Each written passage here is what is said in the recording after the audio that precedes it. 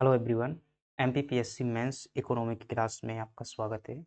आज की क्लास में जो है हम करने वाले हैं अपनी टॉपिक की एक अगली क्लास, जो कि हमारा टॉपिक होने वाला है टैक्सेशन एंड डेफिसिट मैनेजमेंट। हमने जो है बहुत सारी चीज़ें पिछली क्लास में पढ़ी हुई थी। अगर आपने जो है पिछली क्लास नहीं देखी हुई है और उसके बाद अगर ये कराधान वाली क्लास देख रहे हैं, तब आपको जो है चीज़ें क्लियर समझ नहीं आएँगी, क्योंकि कहीं न कहीं जो है राजकोषीय घाटा और राजकोषीय से संबंधित जो है आगम, निर्गम, ये जो है शब्द आपको समझ में आना चाहिए, तभी जो है आप प्रॉपर तरीके से समझ पाएँगे। हमने समझा था पिछली क्लास में कि एक राजकोष होता है जो सरकार का खजाना होता है, उसमें क्या है पैसा आता है और क्या है खर्चा होता है। उन दोनों के अंतर से ही क्या पढ़े थे हमने, विभिन्न प्रकार के घाटा पढ़े थे। हालाँकि घाटा वाला टॉपिक जो है अपना क्या है ऑलरेडी पहला पढ़ा हुआ है। इसमें जो है कराधान जो है हमें क्या है समझ, टैक्स सिस्टम समझना कि कराधान किसे कहते हैं, कर क्या होता है, कौन-कौन से टैक्स होते हैं, गवर्नमेंट कैसे लगाती है, कैसे वसूलती है, यही सब चीज़ को हम क्या करने वाले हैं, क्लियर करने वाले हैं। चलिएगा, समय ना ज़ाया करते हुए अपन क्या करेंगे, क्लास की शुरुआत करेंगे। और ये जो हमारी क्लास होने वाली है, एमपीपीएससी मेंस का जो अपना पेपर 3 है, पेपर 3 के अंतर्गत जो यूनिट 2 है, उस यूनिट 2 में जो इंडियन इकोनॉमी दी हुई है, उसी को हम क्या कर रहे हैं। ये दूसरी यूनिट खत्म होने के बाद अपनी इंडियन इकोनॉमी खत्म हो जाएगी, फिर मध्य प्रदेश की इकोनॉमी अपन क्या करेंगे, चर्चा करेंगे। अपन एक यूनिट जो है पूरी कर चुके। तो देखिएगा इधर से जो क्या है ये राजस्व है, आपको दिख पा रहा होगा कि यहाँ पर जो क्या दिया हुआ है, ये रेवेन्यू दिया हुआ है गवर्नमेंट का, जो है कई तरीके से प्राप्त किया जा सकता है, कुछ टैक्स से आता है, कुछ गैर टैक्स से आता है। और ये रेवेन्यू जो है सरकार के यूँ मान लीजिएगा खाते में पहुँचता है, जिसे हम क्या कहते हैं, राजकोष कहते हैं। और राजकोष से सरकार क्या करती है, फिर इस पैसे को निकालती है और निकालने के बाद क्या करती है, एक्सपेंडिचर करती है, खर्च करती है। खर्च कई तरीके का हो सकता है कि कोई मंदिर बनवाने में खर्च करता है, तो कोई मेडिकल हॉस्पिटल बनवाने में खर्च करता है, तो कोई जो है ये सड़क टैक्स से सड़क वगैरह बनवाने में खर्च करता है, तो कोई जो है जो अपना डिपार्टमेंट लगा हुआ है उसकी सैलरी देने में, सेवाएँ देने में क्या करता है, व्यय करता है। तो अगर व्यय ज़्यादा हो जाता है, हमारे आगम से व्यय ज़्यादा हो जाता है, तो उस स्थिति को क्या कहते हैं, घाटा कहते हैं। और घाटा की पूर्ति कहाँ से की जाती है? तो कई बार जो है घाटा की पूर्ति हम टैक्स लगा कर के करते हैं, कई बार लोन लेकर के करते हैं, चीज़ें आपने पहले देखी हुई। अब इधर जो है आप क्या करते हैं, इधर क्या करते हैं, खर्च करते हैं। लेकिन खर्च कहाँ से करेंगे, जब आपके पास में क्या होगा, पैसा होगा तभी ना खर्चा करेंगे। तो पैसा कहाँ से आता है, तो गवर्नमेंट की जो पैसा का जो राजस्व होता है, रेवेन्यू होता है, उसका मूल सोर्स क्या है, टैक्स है। क्या है, टैक्स है। तो यही जो है अपन टैक्स सिस्टम देखने वाले हैं, इसे टैक्सेशन कह देते हैं। चलिएगा देखते हैं चीज़ों को जो क्या करते हैं, क्लियर तरीके से जो है समझते हैं। अपने पास में जो है देखिएगा कराधान कहते किसे हैं, तो यहाँ पर आप देखेंगे अगर ध्यान से कि कराधान जिसे इंग्लिश में टैक्सेशन बोल देते हैं, वह प्रक्रिया है। क्या है, एक प्रक्रिया है जिसके माध्यम से सरकार क्या करती है, अपने खर्चों को पूरा करने के लिए क्या करती है, नागरिकों और संस्थाओं, संस्थाओं से ऐसे कंपनियों से है, नागरिकों और संस्थाओं पर जो है अनिवार्य शुल्क लगाती है। क्या लगाती है, एक प्रकार का शुल्क लगाती है, टैक्स लगाती है, उसी को क्या बोलते हैं, क्या है, कराधान बोलते हैं। तो कोई पूछे कि कराधान क्या है, तो आप कहेंगे कि ये सर जो है कराधान क्या होती है, सरकार की एक आर्थिक प्रक्रिया होती है। एक वह प्रक्रिया है जिसमें सरकार क्या करती है, इस प्रक्रिया के अंतर्गत जो है अपने खर्च पूर्ति के लिए क्या करती है, खर्च की पूर्ति के लिए क्या करती है, पैसा लेती है। पैसा किससे लेती है, आप कहेंगे कि जो देश में रहने वाले नागरिक होते हैं, साथ ही साथ जो यहाँ पर संस्थाएँ होती हैं, कंपनियाँ, उनसे क्या करती है, पैसा लेती है। तो इस प्रक्रिया को हम क्या कहा जाता है, कराधान जो है कहा जाता है। क्या कहते हैं, कराधान कहते हैं। उम्मीद है जो आप कराधान की शब्द जो क्या है समझ गए। टैक्सेशन। अब जो है कराधान के क्या सिद्धांत होना चाहिए भाई, जो ये टैक्स लगाया जाना चाहिए, कैसा टैक्स लगाया जाना चाहिए? क्या ऐसा टैक्स लगाया जाना चाहिए कि जो है गवर्नमेंट पैसा वसूलने के लिए एक व्यक्ति जो है ₹500 कमा रहा है, उसके ऊपर जो है करीब ₹300 टैक्स के रूप में दे? क्या ये जो हो सकता है तरीका? मुगलों के काल में जब हुआ करते थे 1/2 तक 50% तक टैक्स लिया जाता था, 50% तक टैक्स लिया जाता था। इसका मतलब ये होता था कि जो ₹500 कमा रहे हो ₹250 टैक्स के रूप में दो। इतना टैक्स क्या होता है, ज़्यादा होता है। लेकिन एक अच्छी टैक्स व्यवस्था उसे कहते हैं जिसमें कम से कम ये 3 मूल सिद्धांत हों। कौन-कौन से हों? ये 3 मूल सिद्धांत होने चाहिए, यानी कि टैक्स व्यवस्था न्याय संगत होनी। ऐसा नहीं कि मतलब समाज के जो क्या है 100 लोगों पर टैक्स लगा दिया, 50 लोगों पर मतलब बाकी लोगों पर नहीं लगा। ये व्यवस्था न्याय संगत नहीं कहलाएगी। न्याय संगत का मतलब क्या है कि टैक्स जो है सभी के ऊपर लागू होना चाहिए, जो जिस प्रकार से क्या कर रहा है, समान है, अगर सभी जगह समान है तो फिर टैक्स भी क्या होना चाहिए, समान दर से जो पर लागू होना चाहिए। तो जो अधिक कमाता है उसे क्या है, अधिक टैक्स देना चाहिए। ये क्या होती है, न्याय संगतता इसे कहते हैं। अब जैसे समान भी नहीं कह सकते भाई, जैसे एक कंपनी वाला है, एक कंपनी का मालिक है, वो उसकी कमाई क्या है, करोड़ों में है, क्या है, करोड़ों में है। और एक जो मज़दूर व्यक्ति है, जो उसी कंपनी में काम करता है, उसकी कमाई मान लीजिएगा 15,000 रुपए पर मंथ से। कितनी है? 15,000 रुपए पर मंथ। देखो भाई चलो, इसके ऊपर भी क्या कर देते हैं, 500 का टैक्स लगा देते हैं, और इसके ऊपर भी जो क्या कर देते हैं, 500 का टैक्स लगा देते हैं। ये तरीका गलत हो जाएगा। क्या होगा ये? तरीका गलत होगा। तो कैसा लगाया जाना चाहिए आपको, चलो भाई इसके ऊपर भी 5% लगा देते हैं, इसके ऊपर भी 5% लगा देते हैं। ये तरीका सही है। क्यों? क्योंकि अगर 15,000 का 5% निकालेंगे तो कितना निकल कर के आएगा? तो डबल जीरो से डबल जीरो कट जाएँगे, 5 से गुणा करिएगा, 15 पन्ना 75, ₹750। इसका जो टैक्स निकलेगा कितना निकलेगा? ₹750 जो है इसे 5% देना होगा अपनी कमाई का। और जब ये टैक्स देगा तो इसका टैक्स कितना हो जाएगा? क्योंकि 1 करोड़ है इसकी, तो इसका टैक्स हो जाएगा ₹5,00,000। कितना हो जाएगा? ₹5,00,000। तो ये ज़्यादा कमा रहा है ना। और कमा किससे रहा है भाई? वो खुद की संपत्ति से थोड़ी ना कमा रहा है। वो व्यक्ति क्या करता है, देश का पानी यूज़ करता है, देश की बिजली यूज़ करता है, देश की क्या करता है, हवा गंदी करता है। तो इसीलिए गवर्नमेंट क्या लेती है, टैक्स लेती है, क्योंकि वह संसाधन जो कंपनी वाले यूज़ करते हैं, वो क्या है, किसी के मतलब ऐसे संसाधन नहीं होते हैं कि किसी एक व्यक्ति के हैं, पूरे देश के होते हैं। और उस पैसे से जो है गवर्नमेंट का उद्देश्य होता है कि जो है सभी के लिए हित का कार्य किया जाए। हालाँकि वो बात अलग है कि गवर्नमेंट जो है बहुत कम ऐसा काम करती हैं, करती भी हैं काफ़ी सारी गवर्नमेंट। ये क्या होती है, न्याय संगतता होती है कि यानी कि जैसी जिसकी अवस्था है उस हिसाब से टैक्स लगना चाहिए। तो यानी कि परसेंटेज, इनकम बेस्ड परसेंटेज लगाए जानी चाहिए, ना कि संख्या लगाई जानी चाहिए। मैंने पहले कहा था अगर ₹500 दोनों पर लगा देंगे तो गलत हो जाएगा, वही 5% लगाया तो हमने सही तरीका था। दूसरी बात जो है, कर जो है कैसा टैक्स होना चाहिए, निश्चितता होनी चाहिए, मतलब भुगतान का समय और तरीका स्पष्ट होना चाहिए। ऐसा नहीं कि मतलब मान लीजिएगा 1 महीने की 1 तारीख को गवर्नमेंट के आदमी आ गए को भाई टैक्स दो, फिर 5 तारीख को आ गए टैक्स दो, फिर 10 तारीख को आ गए टैक्स दो, फिर 15 तारीख को आ गए टैक्स दो, ठीक है? तो ये तरीका नहीं होना चाहिए, क्या है, टैक्स का गलत तरीका है। फिक्स टाइम होना चाहिए कि गवर्नमेंट जो है आपसे 1 साल में जो है इतना टैक्स लेगी, वो उस डेट को लेगी, आपको देना होगा। तो क्या होनी चाहिए, निश्चितता होनी चाहिए, ताकि जो है बीच में भ्रष्टाचार वगैरह जो है कम ना हो पाए। साथ ही साथ कर व्यवस्था जो है सुविधाजनक होना चाहिए। मतलब कि एक क्लिक में जो है टैक्स हो जाना चाहिए। ऐसा नहीं कि भाई टैक्स चुकाने के लिए क्या है, लाइन में लगे हुए हैं, 10-10 दिन, 20-20 दिन चक्कर काट रहे हैं, टैक्स नहीं चुक रहा है, टैक्स नहीं चुक रहा है। तो गवर्नमेंट ने जो है सब व्यवस्था बनाई हुई है एक तरीके से। ये सिद्धांत होते हैं टैक्स के जो है, ऐसे जो है एक टैक्स सिस्टम की, अच्छे टैक्सेशन की विशेषताएँ हैं। बाकी जो है अगर ऐसा है तो उसे कह सकते हैं कि अच्छा शासन है इस देश में, अगर ऐसा नहीं है तो उसे कह सकते हैं कि उचित शासन नहीं है। चलिएगा, करारोपण की विधियाँ देख लीजिएगा, कौन-कौन से जो है कर लगाने के तरीके होते हैं। तो ये आपसे मेंस में प्रश्न हो सकता है कि टैक्सेशन, मेथड ऑफ टैक्सेशन, कर लगाने की विधियाँ कौन-कौन सी हैं? तो ये 7 नंबर में प्रश्न हो सकता है, ध्यान रखिएगा। कितने नंबर में? 7 नंबर में जो है प्रश्न हो सकता है, या 2 नंबर में हो सकता है। सिर्फ़ ऐसा ही करारोपण की विधियों के नाम लिखिए, तो सिर्फ़ आपको वहाँ पर नाम लिखने, 3-4 नाम लिखने होंगे। 7 नंबर में आता है तो हेडिंग डाल कर के बताना होगा। तो कौन-कौन सी विधियाँ होती हैं? पहली विधि है प्रगामी विधि। आय बढ़ने पर जो है टैक्स की दर बढ़ती है, उसे क्या बोलते हैं? ये प्रगामी टैक्सेशन मेथड बोल दिया जाता है। यानी कि प्रोग्रेसिव मेथड क्या होती है?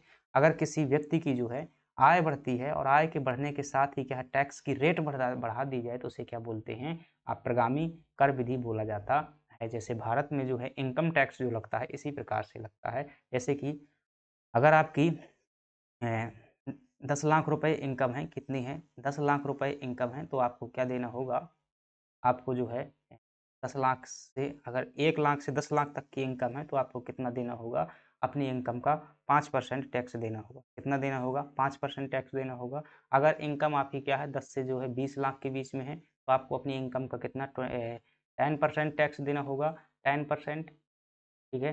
10% टैक्स देना होगा। अगर आपकी इनकम जो है 20 से लगा कर के 50 लाख के बीच है, तो अब आपको जो है 15% देना होगा। यानी कि जैसे-जैसे आय बढ़ती है, तो वैसे-वैसे क्या करना, कर की दर बढ़ा देना। उसे क्या कहलाते हैं? वह जो कर लगाने की विधि कहलाती है, उसे क्या कहते हैं? प्रगामी मेथड कहा जाता है। देख रहे हैं, यहाँ जो है टैक्स की रेट भी बढ़ रही है, इधर जो है इनकम भी बढ़ रही है। क्या हो रहा है, इनकम भी बढ़ रहा है, टैक्स की रेट भी बढ़ रही है। तो ये ग्राफ मेंस में ऐसे बना दिए जाते हैं, बहुत टाइम नहीं लगता है इनको बनाने में। तो ये ग्राफ भी जो है बनाइएगा, इनको सीखिएगा बनाना। इससे क्या होता है, अच्छा इम्पैक्ट पड़ता है, भाषा पढ़ने की जरूरत नहीं है, इधर देख कर ही समझ में आ जाता है। इधर टिक लगेगा, ठीक है, और 2 के 2 नंबर। ठीक है, तो ये क्या है, आपका प्रगामी कर है। दूसरा है प्रतिगामी कर। क्या होता है, इधर आप देख पा रहे हैं प्रतिगामी कर में अगर देखेंगे तो क्या हो रहा है, टैक्स की दर जो क्या हो रही है, बढ़ रही है। कर की दर क्या हो रही है, बढ़ रही है। लेकिन इनकम क्या हो रही है, इनकम आप देख पा रहे हैं कि जो है वो घट रही है। तो आय बढ़ने पर क्या हो रही है, आय बढ़ने पर टैक्स की दर घटती है। ठीक है, यहाँ देखेंगे टैक्स की दर घट रही है। ठीक है, और आय जो है क्या हो रही है, बढ़ रही है। इधर देखेंगे तो आय ये जा रही है, आय है, इनकम है। ठीक है, इधर इनकम देखेंगे तो इधर इनकम कम हो रही है, इधर इनकम ज़्यादा है, इधर और ज़्यादा है, इधर और ज़्यादा है, इधर ये और ज़्यादा है, इधर यहाँ तक जो है और ज़्यादा है, इधर और ज़्यादा है। यानी कि आय बढ़ने पर देखेंगे तो टैक्स जो है क्या हो रहा है, ऊपर की ओर टैक्स की दर, इधर देखेंगे, इधर देखो टैक्स कितना है, कम सा है। और इधर देखेंगे इतना चौड़ा है टैक्स का ग्राफ, इधर देखेंगे तो सबसे ज़्यादा चौड़ा। तो यहाँ पर अगर देखेंगे आय जो है सबसे ज़्यादा है, तो टैक्स क्या है, ए है। और जैसे-जैसे क्या होती है, आय बढ़ती जाती है तो ऊपर की ओर देखेंगे तो टैक्स की दर जो है क्या होती है, जा रही है, कम होती जा रही है। तो टैक्स लगाने का वह तरीका जिसमें आय बढ़ती है और तो टैक्स जो है घटता जाता है, टैक्स की दर, उसे क्या बोल देते हैं, आपका प्रतिगामी कर बोल देते हैं, रिग्रेसिव मेथड बोल दिया जाता है। आय बढ़ने पर जो है टैक्स की दर घटती है, गरीबों पर इसमें क्या होता है, अधिक भार पड़ता है। जैसे देखेंगे कि गवर्नमेंट ने जो क्या किया कि भाई जिसकी आय जो है 5 से 10 लाख के बीच में है, उसे क्या लगेंगे, जो है इसमें टैक्स आपको कितना लगेगा, 10% का, 20% का टैक्स लगेगा। जिसकी इनकम क्या होती है, 5 से 10 लाख है तो उसे 20% का टैक्स, जिसकी इनकम जो है 20 से 50 लाख है उसे जो है 15% का टैक्स लगेगा। जिसकी इनकम 50 से जो है 100 लाख है, 100 लाख है, उसकी जो है 10% लगेगा। क्या हो रही है, इनकम जैसे-जैसे बढ़ रही है तो टैक्स की दर क्या हो रही है, आप कहेंगे घट रही है। क्या हो रही है, इनकम बढ़ रही है, टैक्स की दर घट रही है। इससे क्या होगा, जो अमीर वर्ग होगा वो क्या हो जाएगा, उसको टैक्स कम देना पड़ेगा। जो इधर का वर्ग है, इधर कौन-सा वर्ग हुआ, और मान लीजिए कि जिसकी आय जो है 50,000 से लगा करके 50,000 से लगा करके 5 लाख तक है, उसे 25% टैक्स देना होगा। इसमें गवर्नमेंट का इसका उद्देश्य होता है कि ज़्यादा से ज़्यादा लोगों को क्या किया जाए, कवर किया जाए, ज़्यादा से ज़्यादा लोगों से टैक्स वसूल किया जाए। क्योंकि किसी भी देश में क्या होता है, सामान्य वर्ग ज़्यादा होता है और जो मध्यम वर्ग होता है वो भी ज़्यादा होता है, बाकी जो है अमीर वर्ग बहुत कम होता है। तो अमीर वर्ग पर जो है कम टैक्स लगा दिया जाता है और जो सामान्य वर्ग जिसकी जनसंख्या ज़्यादा होती है उस पर ज़्यादा टैक्स लगा देते हैं, इससे ज़्यादा टैक्स आता है। ठीक है, तो टैक्स का जो वो तरीका होता है जिसमें आय बढ़ने पर जो है टैक्स की दर घटती है, उसे क्या बोलते हैं, प्रतिगामी कर विधि बोलते हैं। समानुपातिक कर विधि क्या होती है, सभी के लिए जो है एक समान दर पर जो है कर लिया जाता है सरल, लेकिन ये क्या हो सकता है, अन्यायपूर्ण हो सकता है। क्या हो सकता है, अन्यायपूर्ण, जैसे कि कह दिया जाए भाई ये सभी से क्या लिया जाएगा, 5% टैक्स लिया जाएगा। क्या लिया जाएगा, 5% टैक्स लिया जाएगा। तो क्या है, तरीका गलत हो गया ना भाई, गरीब से भी 5%, अमीर से भी 5%, ये क्या हो जाता है, गलत हो जाता है। तो ये जो है अन्यायपूर्ण भी हो सकता है इसमें लिखा हुआ। तो ये क्या होता है, समानुपाती जो है सभी के लिए समान कर की दर होती है तो उसे क्या बोलते हैं, समानुपाती बोलते हैं। प्रगामी में क्या होता है, आय बढ़ने के साथ कर की दर बढ़ती है। प्रतिगामी में क्या होता है, आय बढ़ने के साथ कर की दर जो है यानी कि टैक्स रेट घटती है। और अधोगामी कर में क्या होता है, पहले जो वो प्रगामी और फिर क्या होती है, समानुपाती होती है। यानी कि पहले आय बढ़ने पर क्या कर देते हैं, कर बढ़ा देते हैं, फिर बाद में क्या कर देते हैं, समान कर, सभी के लिए समान कर एक निश्चित आय के बाद। जैसे कि कह देंगे भाई जिसकी आय 1 से जो है 5 लाख तक है उसको क्या लिखेंगे, 5% लगेंगे। जिसकी आय जो है 5 से 10 लाख है उसको आय टैक्स जो है 10% लगेगा। जिसकी आय जो है 10 से 20 लाख है उसको क्या लगेगा, 15% लगेगा। फिर इसके बाद कह दिया जिसकी आय 20% है या इससे ज़्यादा है उसको 15% ही लगेगा। एक निश्चित समय के बाद जो है कर की दर समान कर दी जाती है। यहाँ पर आप जो है क्या देख पा रहे हैं, ग्राफ भी देख पा रहे हैं, जैसे कि यहाँ से जो क्या हो रहा है, टैक्स रेट बढ़ रही है, बढ़ रही है, बढ़ रही है, इसके बाद जो यहाँ से क्या हो जाती है, समान हो जाती है। तो ये क्या होता है, अधोगामी कर विधि होती है। तो 4 विधियाँ हैं, ध्यान रखिएगा, प्रगामी कर विधि, प्रतिगामी कर विधि, समानुपाती कर विधि और अधोगामी कर विधि। अधोगामी में क्या होता है, पहले बढ़ता है फिर जो है फिक्स हो जाता है। प्रतिगामी में क्या होता है, आय बढ़ने के जो है टैक्स की दर क्या होती है, घटती है। और प्रगामी में क्या होता है, आय बढ़ने के साथ टैक्स की दर बढ़ती है। समानुपाती में क्या होता है, समान होता है। तो 4 विधियाँ क्या रखेंगे आप, ध्यान रखेंगे। मेंस में जब भी बनाना, भाषा इतनी ही लिख देना, उदाहरण लिख देना, और ध्यान रखिएगा नमक कर किसका उदाहरण हो जाएगा? प्रतिगामी कर का। इसी प्रकार स्लैब और सरचार्ज जो होते हैं किसके उदाहरण हैं? ये आपके इसी के उदाहरण हो जाएँगे। ग्राफ ज़रूर बनाना, ध्यान रखना ग्राफ बना देंगे आपको पूरे के नंबर मिल सकते हैं। ध्यान रखिएगा 7 में से आपको 6 नंबर तक मिल जाएँगे अगर ग्राफ बना देंगे। चलिएगा अगली बात करते हैं। अगला है कर की विधियाँ। अब देख लेते हैं जो कर कोई पूछे आपसे टैक्स क्या होता है? भाई टैक्सेशन तो देख लिया, तो कर लगाने का एक तरीका क्या है? टैक्सेशन है। और कर किसे बोलते हैं? कर क्या होता है? एक अनिवार्य भुगतान होता है। क्या होता है? अनिवार्य रूप से अनिवार्य भुगतान है जो सरकार को देना होता है, किसके द्वारा? जनता द्वारा। किस लिए? क्योंकि सरकार हमें क्या करती है? व्यवस्था प्रदान करती है, न्याय से रक्षा करती है, न्याय प्रदान करती है, सुरक्षा करती है, पुलिस देती है, दुनिया की व्यवस्था, बैंकिंग सब कुछ देती है। तो इसके लिए जो क्या करना होता है, सिस्टम चल सके, इसके लिए हमें कुछ टैक्स देना होता है। ठीक है? अब ये टैक्स जो है कई प्रकार के होते हैं। जैसे मुख्य रूप से अगर बात की जाए 2 प्रकार के होते हैं। प्रत्यक्ष कर होता है पहला, दूसरा क्या होता है? अप्रत्यक्ष कर होता है। तो मुख्यतः 2 प्रकार के होते हैं, प्रत्यक्ष और अप्रत्यक्ष कर। प्रत्यक्ष कर का मतलब क्या होता है? 2 शब्द समझिएगा, करापात और कराघात। क्या समझिएगा? करापात और कराघात। ठीक है? 2 शब्द समझिएगा। करापात मतलब क्या है? जहाँ पर लगाया जाता है, जहाँ पर जो है टैक्स क्या किया जाए, जिस बिंदु पर लगाया जाता है उसे करापात बोलते हैं। और जो व्यक्ति क्या करता है उसको चुकाता है, उसे क्या बोलते हैं? कराघात बोलते हैं। क्या बोलते हैं? जो चुकाता है उसे करापात कराघात बोलते हैं, जिस पर लगाया जाता है तो उसे करापात बोलते हैं। जब ध्यान रखिएगा करापात और कराघात एक ही बिंदु पर होते हैं तो उसे क्या बोल देते हैं? प्रत्यक्ष कर बोल देते हैं। यानी कि जिसके ऊपर लगाया जाएगा वही चुकाएगा, उसे क्या बोल देते हैं? प्रत्यक्ष कर बोल देते हैं। जब करापात और कराघात अलग-अलग बिंदु पर होते हैं उसे क्या बोल देते हैं? अप्रत्यक्ष कर बोलते हैं। मतलब लगाया कहीं जाता है, चुकाता जो है कोई और है। ठीक है? तो अभी देखना आगे समझ में आ जाएँगे। प्रत्यक्ष कर क्या होता है देखिएगा, कराघात और करापात जहाँ एक ही व्यक्ति पर होते हैं, ठीक है? करापात और कराघात जो है जहाँ एक ही व्यक्ति पर होते हैं उसे क्या बोलते हैं? प्रत्यक्ष कर बोलते हैं। इसका जो बोझ है हस्तांतरण नहीं किया जा सकता, यानी कि जिसके ऊपर लगाया जाएगा वही जो क्या करेगा इसको चुकाएगा, इसका ट्रांसफर नहीं होता है, यानी कि टैक्स का ये। उदाहरण देख लीजिएगा, इनकम टैक्स जो होता है वो आपका क्या है? प्रत्यक्ष कर होता है। निगम कर क्या है? प्रत्यक्ष कर है। पूंजीगत लाभ है, कर भी क्या है आपका? प्रत्यक्ष कर होता है। ठीक है? तो देखिएगा इन तीनों को समझ लीजिएगा। आय कर क्या होता है? भाई आपकी जो क्या है एक निश्चित इनकम है, तो आधार पर जो लगाया जाता है, जिसे आप कहेंगे भाई जिसकी 50,000 की इनकम है तो उस आय पर जो है टैक्स लगा दिया जाता है कि 2% जो है आपकी सैलरी जब ये नौकरी लग जाएगी तो ये सैलरी से आपको जो है इतना टैक्स देना पड़ेगा, कटता रहेगा ऑटोमेटिक। ठीक है? तो ये जो है आयकर होता है, तो चूँकि आयकर जो है आपके ऊपर लगाया जाता है, आप ही क्या करते हैं उसको चुकाते हैं, इसलिए क्या है? प्रत्यक्ष कर है। निगम कर क्या होता है? जैसे कि जो कंपनी क्या करती है, जो कंपनी के लाभ पर लगाया जाता है, किसके ऊपर? जो कंपनी क्या करती है, जो लाभ कमाती है, कंपनी के लाभ के ऊपर जो है टैक्स लगाया जाता है, उसे क्या बोलते हैं? निगम कर बोलते हैं, कॉर्पोरेट टैक्स बोलते हैं। ठीक है? और जो पूंजीगत लाभ कर क्या होता है? तो जो पूंजी पर लाभ जो कमाया जाता है, उस लाभांश पर टैक्स लगाया जाता है। जैसे कि क्या के मान लीजिएगा भाई आपने क्या किया जैसे कि 5 लाख रुपए का एक क्या करते हैं? प्लॉट खरीदते हैं। क्या करते हैं? 5 लाख रुपए का एक प्लॉट खरीदते हैं। आज से 5 साल बाद क्या करते हैं? प्लॉट को बेचते हैं। प्लॉट को बेचते हैं तो वो जो है 20 लाख का बेचता है। पता चला कि आपने कितना 15 लाख का लाभ कमाया। तो इस 15 लाख पर जो है लाभ पर जो टैक्स लगेगा उसे क्या बोलते हैं? पूंजीगत लाभ कर बोलते हैं। ठीक है? चलिए ये चीज़ें जो है आयकर पता चला आपको, निगम कर पता चला, पूंजीगत लाभ कर जो है पता चला।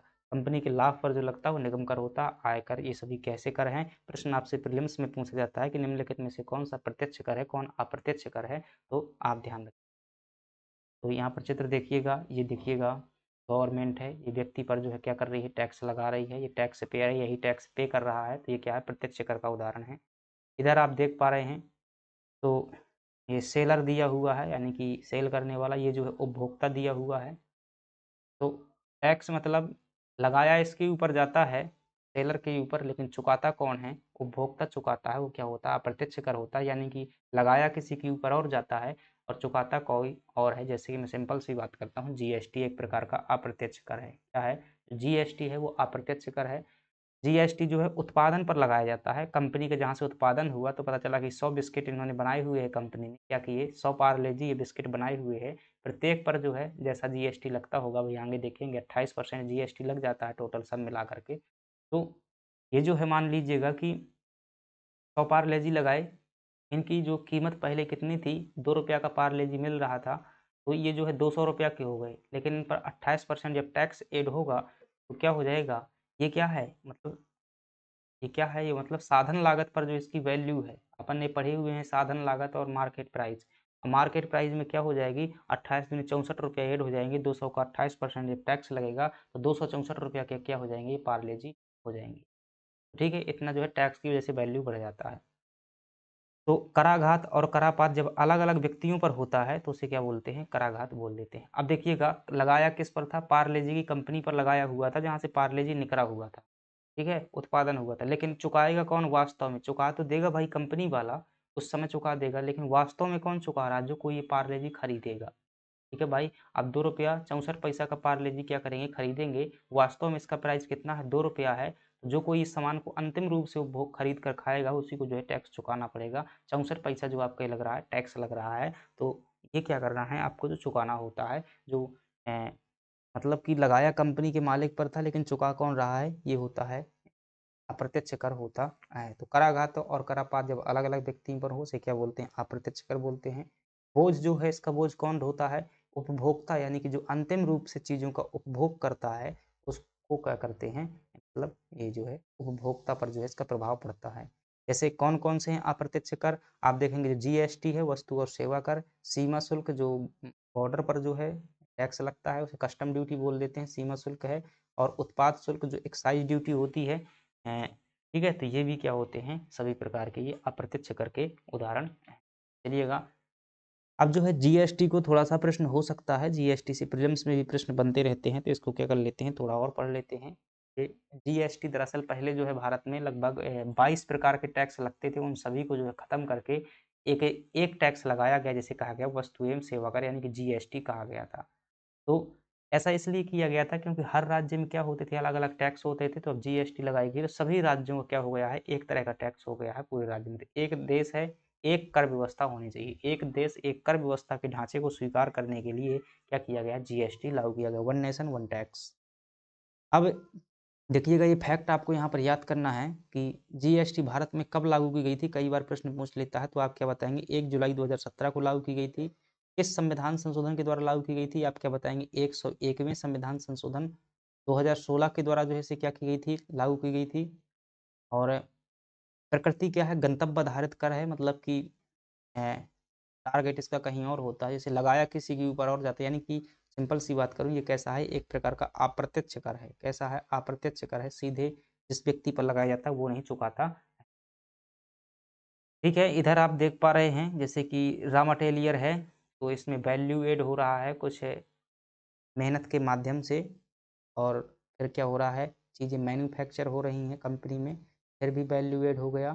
फिर रिटेलर के पास में जाता है, तो आपको ने सिंपल सा हमने मूल्यवर्धन में कॉन्सेप्ट पढ़ा था कि किसी भी उत्पाद जो कच्चा उत्पाद होता है, जब उसमें क्या किया जाता है? श्रम किया जाता है, श्रम और सेवा को जो है जोड़ दिया जाता है, साथ ही साथ तकनीकी को जोड़ दिया जाता है, तो उसका क्या हो जाता है? वैल्यू जो है बढ़ जाता है। तो ऐसे ही जो है इसमें भी बता रहा है कि आपकी जो रॉ मटेरियल यानी कच्चा माल है, उसमें क्या किया? मेहनत करके हमने उसे पैक-वैक किया, पैक करके कंपनी तक पहुँचाया, तो कुछ ना कुछ श्रम दे दिया ना, तो उसका वैल्यू जो है बढ़ जाएगा। इसके बाद कंपनी में क्या किया गया? उसका मैन्युफैक्चर किया गया, तो वहाँ पर भी कुछ तकनीकी और श्रम लगा, तो वहाँ पर भी वैल्यू का मतलब क्या होता है? मूल्य, ऐड का मतलब होता है वर्धन, जुड़ जाना। तो मूल्य जो है लगातार क्या हो रहा है? बढ़ रहा है। तो ये चीज़ें क्या हैं भई? कुछ नहीं, अंतिम रूप से जो है किसके पास से पहुँचेगा? उपभोक्ता के पास में पहुँचेगा। तो उपभोक्ता जो है अंतिम रूप से क्या करेगा? इसका चुकाएगा। ये केवल मूल्यवर्धन पर ही टैक्स लगता है। ये पहले वैट टैक्स होते थे, क्या होता था? वैट नाम का एक टैक्स हुआ करता था, वैल्यू एडेड टैक्स बोलते थे इसको। ये सब हटा कर के अब जीएसटी जो है आ चुकी है। तो यहाँ पर कोई ख़ास नहीं है, इसे छोड़ सकते हैं आप, कर सकते हैं, ठीक है? ये आप जो है पोर्शन ध्यान रखना है जीएसटी में, ये प्रीलिम्स के लिए इम्पोर्टेंट है। अब इधर देखेंगे जीएसटी की संरचना क्या है? मतलब कि कितने प्रकार की जीएसटी होती है? तो ध्यान रखिएगा, एक जीएसटी जो होती है, जो एक जीएसटी है, ये देख पा रहे हैं 3 प्रकार की जीएसटी होती है। एक होती है सीजीएसटी, क्या होती है? सीजीएसटी, एक होती है एसजीएसटी, एसजीएसटी, और एक होती है आईजीएसटी। क्या होती है? आईजीएसटी। ये 3 प्रकार की जो है जीएसटी होती है। सीजीएसटी मतलब सेंट्रल जीएसटी, यानी केंद्र सरकार की जीएसटी, एसजीएसटी मतलब स्टेट जीएसटी, और आईजीएसटी मतलब इंटीग्रेटेड जीएसटी। तो इधर देख पा रहे हैं सीजीएसटी, सीजीएसटी का मतलब क्या है, सेंट्रल लेवल की जीएसटी है, केंद्र सरकार द्वारा जो है लगाई जाती है, वही क्या करती है, इस टैक्स को जो है वसूली करती।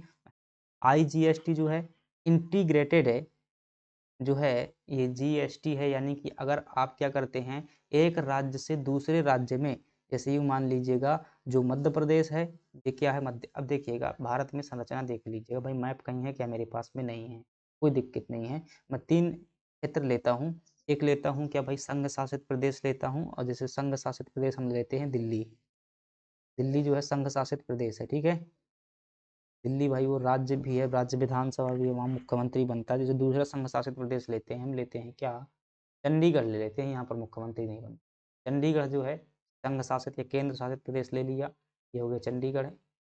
एक हम लेते हैं अपना मध्य प्रदेश, एक हमने ले लिया मध्य प्रदेश, एक हमने ले लिया किसको, उत्तर प्रदेश को ले लिया, 3 राज्य हमने लिए हुए हैं। समझना भाई चीज़ को, बात को ध्यान से समझना, ये टैक्स सिस्टम है। इधर जो टैक्स लगाएगी केंद्र सरकार, जो इधर टैक्स लगाएगी, इसे क्या बोलेंगे, सीजीएसटी बोलेंगे, सीजीएसटी बोलेंगे, ठीक है, सीजीएसटी बोलेंगे। इधर भी जो है राज्यों में 2 प्रकार के टैक्स लगेंगे, यहाँ पर भी सीजीएसटी लग सकती है, ठीक है, तो सीजीएसटी यहाँ पर भी लगती है, हालांकि सब जुड़ करके इकट्ठा लगता है, उसे जीएसटी बोल दिया जाता है। तो यहाँ पर भी क्या लगाएगा, केंद्र सरकार टैक्स लगाएगी, ठीक है, और संघ शासित प्रदेश में भी क्या लगाएगी, टैक्स लगाएगी। और राज्यों के अंदर जो है क्या लगेंगे, एसजीएसटी भी लगेगी, यानी कि राज्यों, एसजीएसटी, ठीक है, तो यहाँ पर एसजीएसटी भी लगेगी, यानी कि राज्य सरकार द्वारा जीएसटी लगाएगी और केंद्र सरकार द्वारा भी। अब इसके अलावा यहाँ पर भी क्या होगी, एसजीएसटी लगेगी, जिसमें उत्तर प्रदेश राज्य में भी वहाँ की सरकार द्वारा लगाई जाएगी। अब अगर कोई व्यापारी यहाँ से क्या करता है, माल लेकर के यहाँ जाता है, यानी कि एक राज्य से दूसरे राज्य में क्या करता है, व्यापार करता है, तो अंतरराज्यीय स्तर पर क्या लगती है, आईजीएसटी लगती है, क्या लगती है, आईजीएसटी, यानी कि एकीकृत ये वाली जीएसटी, इंटीग्रेटेड अंतरराज्यीय व्यापार पर जो है केंद्र सरकार द्वारा संग्रह और फिर राज्यों के साथ क्या किया जाता है, वितरण किया जाता है। तो 3 प्रकार की एसजीएसटी या यूटीजीएसटी राज्य सरकार द्वारा जो है इसका संग्रह किया जाता है, ठीक है। तो सीजीएसटी कौन संग्रह करेगा, आप कहेंगे केंद्र सरकार द्वारा, आईजीएसटी ये भी केंद्र सरकार द्वारा, जो अंतरराज्यीय व्यापार पर लगेगी दूसरे राज्यों से व्यापार में, और जो एसजीएसटी यूटीजीएसटी है ये जो है वहाँ की राज्य सरकारों द्वारा जो है लगाई जाएगी। तो ये 3 प्रकार की जीएसटी ध्यान रखना। आप यहाँ पर देख पा रहे हैं, जो सीजीएसटी यानी केंद्र सरकार की जीएसटी लगती है, कितनी लगती है, 5% लगती है। ये जो आप देख पा रहे हैं, जो आईजीएसटी यानी कि अंतरराज्यीय व्यापार पर जो जीएसटी लगती है, उसे क्या बोलते हैं, 18% जीएसटी लगती है। और जो आप स्टेट की जो जीएसटी होती है वो कितनी लगती है, 12% लगती है, कलर से जो है मैच की है। टोटल जीएसटी कितनी लगती है, 28% की जीएसटी लगती है। इस बात को जो है दिमाग में क्या कर लीजिएगा, बैठा लीजिए, कितनी जीएसटी लगती है टोटल, आप कहेंगे 28% जीएसटी लगती है। दरअसल आपको नहीं समझ में आ रहा है, मैं एक उदाहरण देता हूँ भाई। ये बात है कब की, 2022 में जब मुझे मेंस लिखना था, 2021 का जब मुझे मेंस लिखना था, ठीक है, तो मैंने क्या किया था कि भाई दिल्ली से जो दृष्टि आईएएस है, कोचिंग है, मुझे लगा कि अच्छा ठीक ठाक पढ़ाते होंगे, तो मैंने वहाँ पर एक कोर्स लिया, ठीक है। उस समय पर जो है मेंस का मुझे रिकॉर्डेड कोर्स दिया गया था, तो मेंस का मैंने कोर्स लिया, वहाँ पर मुझे 25,000 रुपये का जो है उन्होंने क्या दिया, कोर्स दिया। और उसकी कीमत आई थिंक 20% के 20,000 के समथिंग थी। और उसमें जो है एक लिस्ट आई हुई थी, उसमें जो सब कुछ लिखा हुआ था रसीद में कि आपका जो है 5,000 रुपये जो है जीएसटी लगा हुआ है। मैंने कहा भाई इतने अमीर हम हो चुके हैं कि 5,000 रुपये क्या कर रहे हैं, जीएसटी चुका रहे हैं। तो वो जो दिल्ली क्या है, एक दूसरा राज्य है, मैं कहाँ का हूँ, मैं मध्य प्रदेश का हूँ, तो एक राज्य से दूसरे राज्य में उसमें जो जीएसटी लगा था वो कौन सा लगा था, आईजीएसटी लगा हुआ था, क्योंकि वो व्यापार कैसा था, एक राज्य से दूसरे राज्य में था, तो वो क्या है, आईजीएसटी है, ठीक है। तो ऐसी चीज़ें जो है इतनी महंगी हो जाती हैं भाई, इतनी रियल कीमत नहीं है, टैक्स के कारण जो है महंगी हो जाती हैं, और टैक्स जो है एजुकेशन में चलता है, ठीक है। तो हर कोई व्यक्ति, आप जो है 1 रुपए का माचिस भी खरीदते हैं तो उसमें भी क्या लगता है, 28% का जीएसटी लगता है, क्योंकि वो माचिस जो है हमारे मध्य प्रदेश में नहीं बनता, कहीं और बनता होगा, वहाँ से जो मध्य प्रदेश में बिकता है उसमें भी जो 28% का जीएसटी आपको चुकाना पड़ रहा होगा। क्यों, क्योंकि वो उधर आईजीएसटी लगेगा 18% का, फिर जो है आपको ये एसजीएसटी लगेगा 12% का, फिर 5% का आपको जो है सेंट्रल जीएसटी देना होगा। टोटल जो 28% का जीएसटी आप जो है क्या करते हैं, चुकाते हैं। कोई भी सामान खरीदते हैं सुई से लगाकर, माचिस से लगा करके, तो ये मत कहिएगा भाई पूरा का पूरा जो है गवर्नमेंट आपके प्रति जवाबदेह है। कोई भी अधिकारी हो, प्रशासन हो, कहिएगा भाई कि बैठे बैठे सैलरी ले रहे हो, कौन दे रहा है? हम लोग दे रहे हैं, हमारे टैक्स से जो है क्या हो रही है, सैलरी जा रही है आप लोगों की, और आप क्या कर रहे हैं, यहाँ बैठे हुए हैं। तो थोड़ा सा ऐसे जो है बोल सकते हैं, ताकि कोई बोल नहीं पाता, उन्हें पता ही नहीं लगता है सरकार जो है सैलरी दे रही है। भाई सरकार सैलरी कहाँ से लाती है? पेड़ थोड़ी ना लगा हुआ है, हम लोगों से टैक्स वसूलती है, हमारे टैक्स से ही सैलरी देती है। ठीक है, तो ये क्या है, जीएसटी की संरचना है। 3 प्रकार की जीएसटी होती है। अब देखेंगे, ये जीएसटी परिषद जो है बनाई गई थी। जीएसटी परिषद किस लिए बनाई गई थी? अगर कोई चीज़ों में परिवर्तन करना है, कोई टैक्स की कर की दर निर्धारण करना है, टैक्स रेट बढ़ाना है, घटाना है, या कुछ चेंजेस करने हैं, तो उसके लिए क्या है, एक कानूनी ढांचा है, जिसे क्या कहते हैं, जीएसटी परिषद कहते हैं। और जीएसटी परिषद का जो अध्यक्ष होता है, तो आप क्या बताएंगे कौन होता है? जो केंद्र सरकार के जो वित्त मंत्री होते हैं, केंद्रीय वित्त मंत्री, यूनियन फाइनेंस मिनिस्टर जो होता है, वो क्या होता है, इसका अध्यक्ष होता है जीएसटी परिषद का। और जीएसटी परिषद का प्रावधान भारतीय संविधान में कहाँ पर है? तो आप क्या कहेंगे, आर्टिकल 279 ए में है। क्या ये मूल संविधान में था? नहीं, ये 101वें संविधान संशोधन के माध्यम से है। कौन से संविधान संशोधन के माध्यम से? 101वें संविधान संशोधन से जोड़ा गया था, 279 ए। इसके जो अध्यक्ष होते हैं केंद्रीय वित्त मंत्री, और इसके जो सदस्य होते हैं जीएसटी परिषद के, वो कौन होते हैं? राज्यों के जो वित्त मंत्री होते हैं, वो क्या होते हैं? सदस्य होते हैं। ठीक है, ये निर्णय प्रक्रिया कैसे लेते हैं? तो ये बहुमत के आधार पर क्या लेते हैं, निर्णय लेते हैं। अगर 3/4 क्या होता है, 3/4 से जो है क्या है, अगर बहुमत हो जाता है, तो फिर निर्णय जो है लागू कर दिया। जैसे कि मतलब निर्णय लेना है कि भाई जीएसटी 28% जो है, उसे क्या करना चाहिए, घटाना चाहिए, 25% जीएसटी करना चाहिए। इसके लिए 3/4 जो क्या करना होगा, जो सदस्य हैं उन्हें बहुमत देना होगा। 3/4 का मतलब क्या है? जैसे टोटल मान लीजिएगा भाई कितने सदस्य हैं, हर राज्य से एक वित्त मंत्री जाएगा, तो लगभग में मान लो भाई 35 वित्त मंत्री हो जाएंगे। क्या हो जाएंगे? ये कितने हैं, 28 8 कितने होते हैं, 36 वित्त मंत्री हो जाएंगे। राज्य और संघ शासित प्रदेशों के सभी के जो है 36 हो जाएंगे। ये 36 क्यों है, कुछ में जो है वित्त मंत्री नहीं होंगे। तो मान लीजिएगा भाई जितने भी हैं 36 लोग मान लो हो जाते हैं, सभी सदस्य 36 लोग हो जाते हैं। अब इनका 3/4 सदस्य चाहिए हमें, तो 3/4 निकालेंगे, 4 नहीं जो है 36 हो जाएगा, 9 तिया 27। अगर 27 सदस्य कह देते हैं कि भाई 25% पर अपनी सहमति व्यक्त कर देते हैं, तो क्या हो जाएगा, जीएसटी घट जाएगी। तो निर्णय लेने की प्रक्रिया ये होती है, 3/4 बहुमत। चलिएगा और देखिएगा, तो ये हो जाएगा। अब जो है ये ध्यान रखना, प्रश्न पूछे जाते हैं भाई। क्या प्रश्न पूछा जाता है? जीएसटी परिषद का प्रावधान संविधान में कहाँ है? इसका अध्यक्ष कौन होता है? ऑप्शन मिलेगा, प्रधानमंत्री, राष्ट्रपति, संसद के लोकसभा अध्यक्ष, वित्त मंत्री, आरबीआई के गवर्नर। वैसे ध्यान रखना कि जो कौन होता है, वित्त मंत्री जो है क्या होता है, इसका अध्यक्ष होता है। अगली बात करते हैं, जीएसटी क्यों लगाई गई थी? इसकी आवश्यकता के कारण। मेंस का प्रश्न है, ये आ सकता है कि जीएसटी की आवश्यकता क्यों थी, क्यों गवर्नमेंट ने जो है जीएसटी लगाया, सभी टैक्स खत्म कर दिए? तो आप कहेंगे आवश्यकता इसलिए है भाई, करों के जाल को समाप्त करना। बहुत प्रकार के कर लगे हुए थे, पता ही नहीं चलता था। जो है व्यापारी व्यापार की तुलना में जो है एक उसे स्पेशल जो है कम से कम पूरे के पूरे भाई कंपनी वालों को एक टीम रखनी पड़ती थी, जो विधिक सलाहकार होते थे, तो उन्हें पता ही नहीं चलता था। तो इन सभी टैक्स को खत्म कर दिया गया और एक प्रॉपर कर जो है लगाया गया है, जिसे बोलते हैं जीएसटी, एक जो एकल कर है। कर पर कर जो है कि समाप्ति कर दी, जिससे लागत क्या हुई, कम हुई, और व्यापार में जो है सुगमता हुई। इससे क्या, एकीकृत साझा बाजार विकसित करना। भाई मध्य प्रदेश में कुछ दर चल रही थी पहले, जो उत्तर प्रदेश में कुछ चल रही थी, मिजोरम में कुछ चल रही थी, तो राज्यों के बीच जो है बहुत सारी व्यापारिक बाधाएं थी। बहुत कोई ज़्यादा टैक्स लगाता, कोई कम लगाता था, तो इससे क्या होता, सही से व्यापार नहीं चल रहा था, तो इससे जो है गवर्नमेंट को घाटा लग रहा था। फिर गवर्नमेंट ने क्या कहा कि पूरे देश में एक ही प्रकार का टैक्स होगा, वो क्या है, जीएसटी। व्यापार में सुगमता हो सके, इसके लिए भी लगाया गया है। सरलीकृत और अनुपालन और डिजिटल प्रक्रिया बनाई गई है। आप जो है अपने घर से ही स्कैनर स्कैन कीजिएगा और गवर्नमेंट की जीएसटी की साइड में जाइएगा, वहाँ से जो है पेमेंट कर दीजिएगा। टैक्स आपको कहीं लाइन लगने की ज़रूरत नहीं है। पहले क्या होता था, अलग अलग प्रकार के जो टैक्स होते। कर का आधार बढ़ाना। पहले क्या होता था कि वैल्यू एडेड टैक्स था, तो व्यापारी वर्ग ही आता था। अब जीएसटी लग गई तो भाई ये उत्पाद कर है, जो कोई भी इस उत्पाद को खाएगा ना, जितना भी उत्पाद होता है, बता रहे हैं ना कि माचिस से लगा करके ट्रैक्टर, ठेला, जो कुछ भी होता है, ट्रक, वहाँ तक जो कोई भी उसका उपयोग करेगा, उसको टैक्स देना पड़ेगा। कर का आधार यानी कि बढ़ गया। जब आधार बढ़ गया तो ज़्यादा पैसा आएगा गवर्नमेंट के पास में। असंगठित क्षेत्रों को जो है औपचारिक अर्थव्यवस्था में लाना, तो ये सभी जो असंगठित क्षेत्र भी इसमें जुड़ चुके हैं। पहले क्या होता था, पता ही नहीं चलता था। भाई गवर्नमेंट बहुत चालाक है। ऑनलाइन सिस्टम कर दिया है। अब कहते तो हो कि भाई हम गरीबी रेखा में आते हैं, इधर क्या कहते हो, गरीबी रेखा में आते हैं और डिजिटल क्या कर रहे हो, पेमेंट कर रहे हो। 5-5 मोबाइल आप लोगों के घर में हैं और क्या है, उधर जो है भुखमरी की लिस्ट में भी आपका नाम जुड़ा हुआ है। ठीक है, ये भ्रष्टाचार के कारण जुड़ चुका है। 5-5 मोबाइलों में क्या करते हो, रिचार्ज करते हो अपने घर में, हर मोबाइल में। गवर्नमेंट जान जाती है ना, भाई इन ये समग्र आईडी क्यों बनवाई गई है आप लोगों की? इसीलिए पता चल जाए कितने लोग हैं फैमिली में। पता चला 5 लोग हैं, 5 लोग हैं, फिर आपके जो है हर उससे आधार कार्ड नंबर सब जगह लिंक है। गवर्नमेंट को पता चल जाए कुछ दिन बाद देखना, 2026 की जब जनगणना आएगी तो उसमें घोषित कर देगा कि इंडिया जो है बहुत अमीर कंट्री है। सभी के पास में जो है, और जो कोई डिजिटल रिचार्ज करवा रहा है भाई 300-400 का महीना रिचार्ज भी फालतू मनोरंजन में खर्च कर रहा है, उसे खाने की थोड़ी ना कमी है।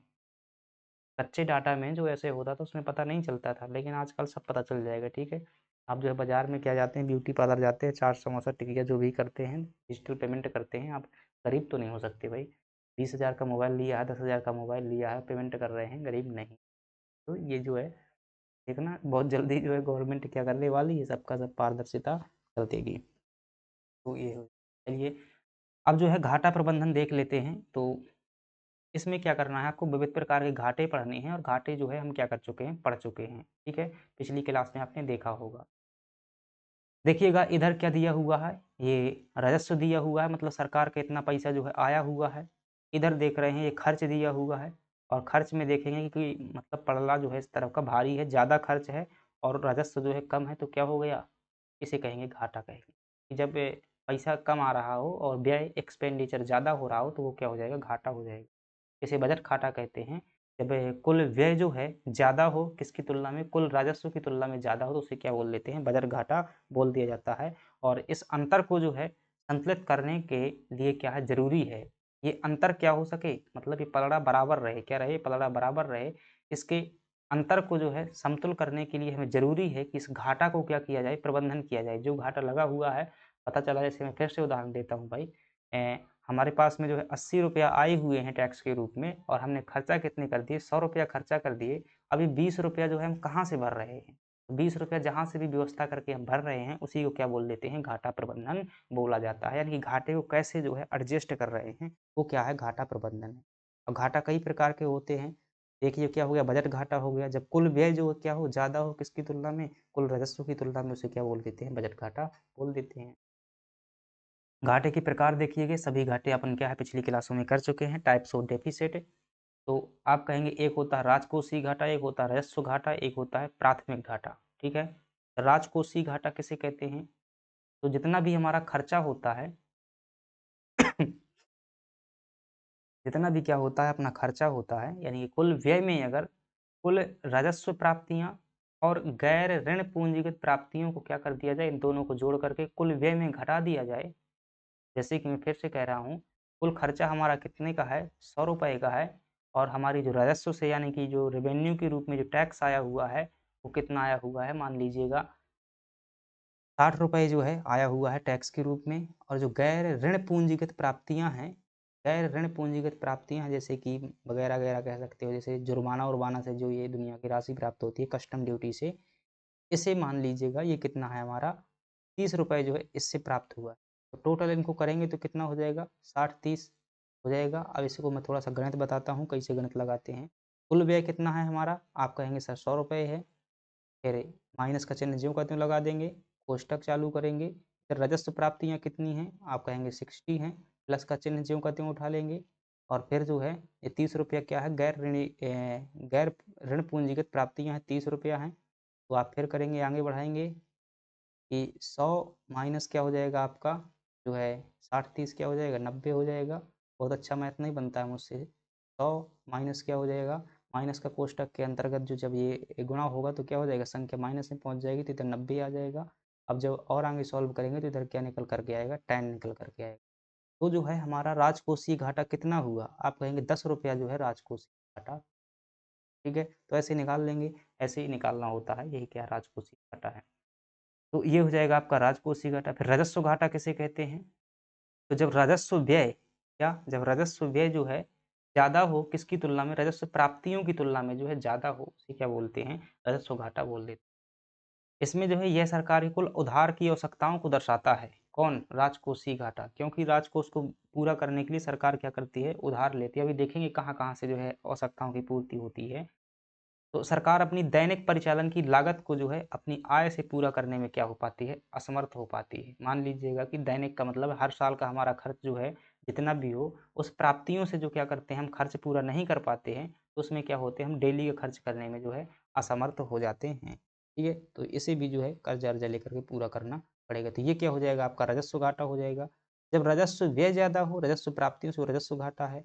जब कुल व्यय ज़्यादा हो में मतलब कुल व्यय में क्या करेंगे राजस्व प्राप्तियाँ प्लस गैर ऋण पूंजीगत प्राप्तियों को जो है जोड़ कर घटा देंगे तो उसमें क्या निकल कर के आएगा राजकोषीय घाटा।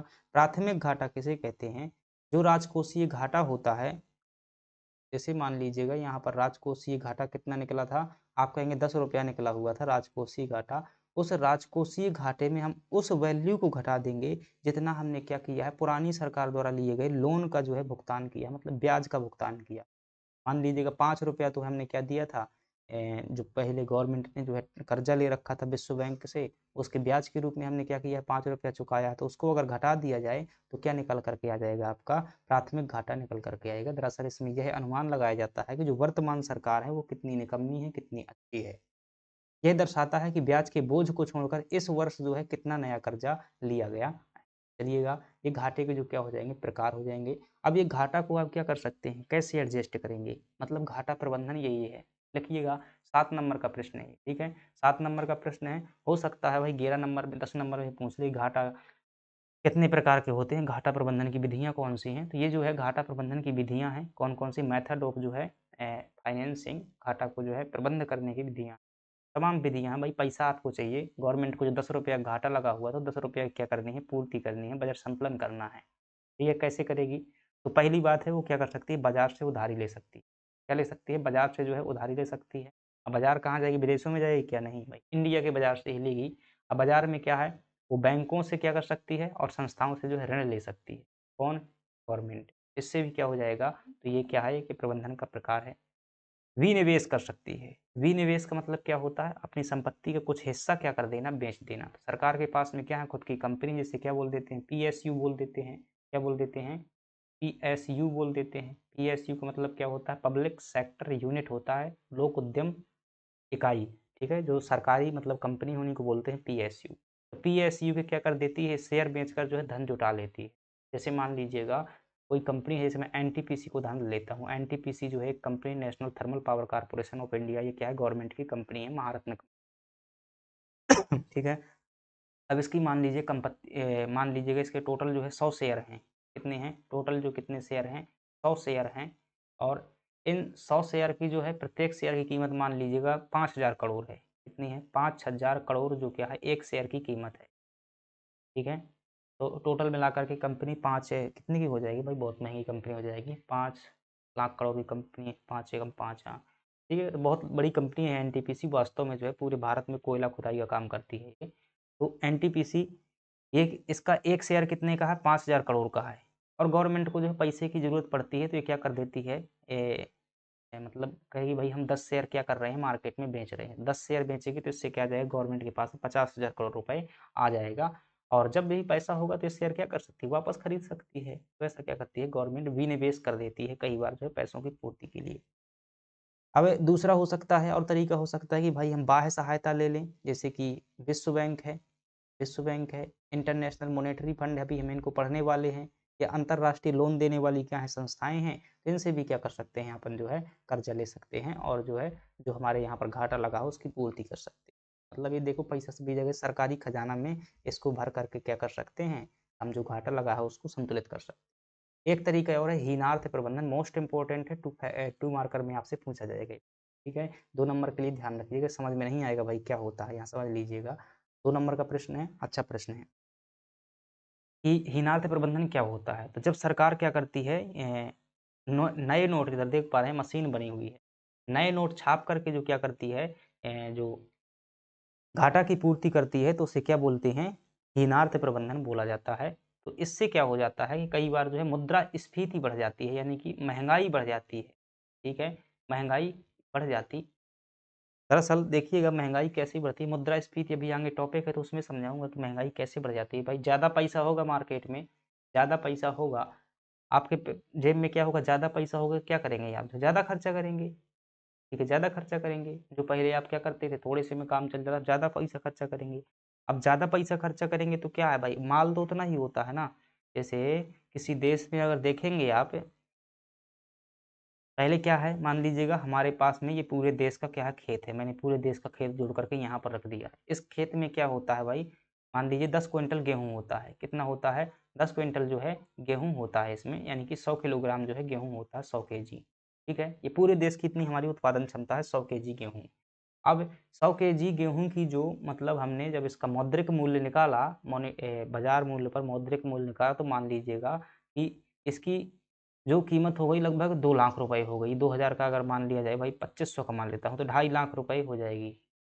सही कह रहा हूँ क्या? 2,25,000 रुपए जो है इसकी क्या हो जाएगी, कीमत हो जाएगी। सही लिख रहा हूँ 2,25,000? उस मंत्री जैसा ना करना भाई, कोई मंत्री था वो सही संख्या नहीं पढ़ रहा था। इकाई, दहाई, सैकड़ा, हज़ार, 10,000, लाख, 2,25,000 हो जाएगी, ठीक है? तो इतना जो है हमारा कहने का टोटल वैल्यू का मतलब लगभग इतने पैसे हम क्या कर सकते हैं, छाप सकते हैं। क्या कर सकते हैं? इतने पैसे जो है हम क्या कर सकते हैं, छाप सकते हैं। ये क्या है, हमारी जो हर साल की उत्पादन क्षमता है इतनी, तो गवर्नमेंट क्या कर लेती है, इसका अनुमान लगा लेती है कि भाई 100 कुंटल जो है 100 किलोग्राम, या ठीक है 100 कुंटल कहेंगे भाई, यहाँ 100 कुंटल का पैसा लिखा हुआ है ये। 100 क्विंटल का जो है पैसा लिखा हुआ है। तो 100 क्विंटल के हिसाब से जो मतलब अनुमान लगा लेगी भई 10 साल में कितना हो जाएगा, 1000 क्विंटल हो जाएगा, तो 1000 क्विंटल के हिसाब से क्या कर लेगी, पैसा छाप लेगी। फिर 10 साल तक जो है पैसा नहीं छापा जाएगा, क्योंकि 10 साल के हम उत्पादन क्षमता के बराबर जो है पैसा छाप चुके हैं। और अगर ऐसी स्थिति में क्या करती है, ज़्यादा पैसा छापती है, ठीक है? ज़्यादा पैसा छापती है तो भाई माल तो उतना ही है ना हमारे पास में, माल तो उतना ही है ना। तो क्या है, ज़्यादा पैसा छापेगी तो फिर पैसा ज़्यादा हो गया, मुद्रा ज़्यादा हो गई, लेकिन माल उतना ही है, तो क्या हो जाएगी, मुद्रा की वैल्यू घट जाएगी और वो चीज़ आपको क्या लगेगी कि ये गेहूँ जो है महँगा बेचना लगेगा। जब भी महँगाई होती है तो क्यों हो जाती है, क्योंकि गवर्नमेंट ज़्यादा मात्रा में कैश छाप देती है कभी-कभी, तो ऐसी स्थिति में चीज़ें वही रहती हैं, तो पैसा ज़्यादा हो जाता है, चीज़ें उतनी ही हैं, तो वही चीज़ें जो क्या हो जाती हैं, वास्तव में ज़्यादा पैसा देने लगती हैं। तो वास्तव में क्या हुआ है, माल तो उतना ही है, पैसा ज़्यादा छपने के कारण जो है उसमें ज़्यादा पैसा मिलने लगता है। यही कारण है भाई, ठीक है? तो अगर पैसा ज़्यादा छापेगी गवर्नमेंट तो क्या हो जाएगी, महँगाई बढ़ जाएगी, ठीक है? फिर महँगाई बढ़ेगी तो फिर क्या करना पड़ेगा, गवर्नमेंट को सरकारी कर्मचारियों की सैलरी भी बढ़ानी पड़ेगी। ये जो है हीनात प्रबंधन किसे कहते हैं, नोट छाप करके पैसा कमाना। देखेंगे अभी नोट छापने का तरीका जो है आगे आएगा, आरबीआई वगैरह पढ़ेंगे, बैंक वगैरह, तो वहाँ पर देखेंगे कैसे क्या। घाटा की आवश्यकता और दुष्प्रभाव देख सकते हैं। तो देखिए घाटा भी ज़रूरी है, अगर गवर्नमेंट को घाटा लग रहा है, अच्छा है। क्या है? अगर गवर्नमेंट को घाटा लग रहा है, अच्छा है, लेकिन कब है? जब सरकार क्या करे, सड़क बनवाए। अगर सड़क बनवाने में ज़्यादा पैसा लग गया है, स्कूल बनवाने में अगर ज़्यादा पैसा लग गया है, अस्पताल बनवाने में अगर ज़्यादा पैसा लग गया है, अगर ऐसी पूँजीगत संपत्तियों के निर्माण करने में क्या लग गया है, पैसा लगा हुआ है, तो वो घाटा बेकार नहीं माना जाता है, वो अच्छा होता है। ठीक है? तो घाटा की आवश्यकता क्या है? हाँ, आवश्यकता है। कब आवश्यकता है? यानी कि जब फ़ायदेमंद होगा तब जो है घाटे की आवश्यकता है, यानी घाटा हो सकता है। जैसे कि इंफ्रास्ट्रक्चर विकास करने में, सड़क, बिजली बनवाने में, कल्याणकारी अगर योजनाएँ चलाने में गवर्नमेंट को घाटा लग रहा है तो वो भी ठीक है, क्योंकि उससे जो है अधिकांश लोगों को क्या हो रहा है, भला हो रहा है। शिक्षा, स्वास्थ्य के लिए अगर पैसा खर्चा कर रही है। क्योंकि शिक्षा से क्या होगा, सभी लोग साक्षर होंगे तो कभी न कभी वो जो क्या करेंगे, अच्छा पैसा कमाएँगे। स्वास्थ्य से क्या होता है, किसी का जो है जान बचेगी तो वो एक दिन कमाने लायक होगा। मंदी से निपटना में अगर जो मतलब महँगाई से निपटने में अगर पैसा गवर्नमेंट खर्चा कर रही है, तो वो भी ठीक है। संपत्ति के निर्माण में अगर पैसा खर्चा कर रही है, असेट्स क्रिएशन में, तब भी वो ठीक है। लेकिन घाटा इससे क्या होता है, जब मतलब ऐसा घाटा होता है, तो घाटा की पूर्ति के लिए सरकार क्या करती है, विभिन्न प्रकार के काम करती है, उसको पूर्ति करती है। उस पूर्ति से क्या हो जाता है, कई बार जो है नुकसान भी हो जाता है। कौन से कैसे नुकसान होते हैं? जैसे मुद्रास्फीति बढ़ जाती है, मुद्रास्फीति का मतलब होता है महँगाई बढ़ना। पैसा छाप करके क्या करेगी, पूरा करेगी घाटा, तो क्या हो जाएगी, महँगाई बढ़ जाएगी। कर्ज़ का जाल, अगर जो पैसा छापेगी नहीं तो दूसरे से लोन लेकर के अगर घाटा की पूर्ति करती है, तो गवर्नमेंट के ऊपर कर्ज़ बढ़ता जाता है, फिर ब्याज चुकाना पड़ता है। निजी निवेश के लिए ऋण जो है महँगा हो जाता है। तो ये क्या हो जाते हैं, कुछ घाटे के क्या हो जाते हैं, फ़ायदा हो जाते हैं, कुछ घाटे के जो है ये नुकसान हो जाते हैं। वित्तीय अनुशासन, ये अधिनियम है भाई, पढ़ चुके थे आप जो है ये fiscal responsibility and budget management act, वित्तीय अनुशासन अधिनियम, ये वित्तीय अनुशासन के लिए जो है financial responsibility budget management act 2003 लाया गया था। दरअसल यहाँ से एक फैक्ट कम से कम आपको ध्यान रखना है। क्या ध्यान रखना है कि इस अधिनियम में कहा गया था कि भाई राजकोषीय घाटा जो कभी घट रहा था, कभी क्या हो रहा था, बढ़ रहा था, कभी घट रहा था, कभी बढ़ रहा था, तो इसमें कहा गया था कि भाई टारगेट रखा गया था कि जो राजकोषीय घाटा है 3% रहना चाहिए, फिक्स किया गया था। इससे अगर ज़्यादा होता है तो मामला गड़बड़ है। तो टारगेट रखा गया था कि सरकार ऐसा काम करे कि इससे ज़्यादा जो है घाटा नहीं होना चाहिए। ये प्रश्न भी आ जाता है कई बार कि जो एफआरबीएम एक्ट 2003 था, इसके तहत राजकोषीय घाटा कितने % टारगेट किया गया था? 3%। इसका उद्देश्य क्या था? वित्तीय अनुशासन सुनिश्चित करना, राजकोषीय घाटे को सीमित करना और दीर्घकालिक आर्थिक स्थिरता प्रदान करना।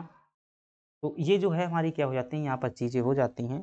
तो कराधान जो है यानी कि टैक्स जो है एक प्रकार से ईंधन की तरह कार्य करता है। ये क्योंकि भाई जिस प्रकार से ईंधन से जो इतनी ज़्यादा ऊर्जा मिलती है, आग जलती है, उसी प्रकार से जो कर से क्या होता है, देश चलता होता है, अर्थव्यवस्था चलती है, पूरा का पूरा प्रशासन चलता है। और घाटा जो क्या है, गतिवर्धक की तरह कार्य करता है, क्योंकि जब घाटा लगता है गवर्नमेंट को तो ऐसी स्थिति में पैसा कहीं न कहीं भाई खर्च किया होगा तभी तो घाटा लगा है ना। जब वो खर्च करती है तो खर्च से क्या होता है, दिशा अर्थव्यवस्था को जो है गति मिलती है, क्योंकि वो सड़क बनवाती है, ट्रेन बनवाती है, तो इससे जो है अर्थव्यवस्था को गति मिलती है। ठीक है, यदि घाटे का उपयोग संपत्ति निर्माण के लिए किया गया हो तो वह अर्थव्यवस्था के लिए क्या होता है, वरदान होता है। यानी घाटा भी अच्छा है अगर जो संपत्ति निर्माण हो रही है। जीएसटी ने राजस्व प्रणाली को पारदर्शी बनाया है। घाटा प्रबंधन एक क्या है, आवश्यक बुराई है। मतलब कि घाटा जरूरी भी है लेकिन ये गलत भी है, तो इसे क्या बोल देते हैं, शब्दावली आती है आवश्यक बुराई है, मतलब कि जिसे रोका नहीं जा सकता, वो चलता ही रहेगा। तो ये क्या हो जाती है हमारी जो है यहाँ पर चीज़ें कंप्लीट हो जाती हैं। और हम जो है, अब सिलेबस नहीं है मेरे पास में, पता नहीं सिलेबस अगर मिल रहा होगा, देखते हैं कहीं पर अगर होगा, चीज़ें जो है और देख लेते हैं।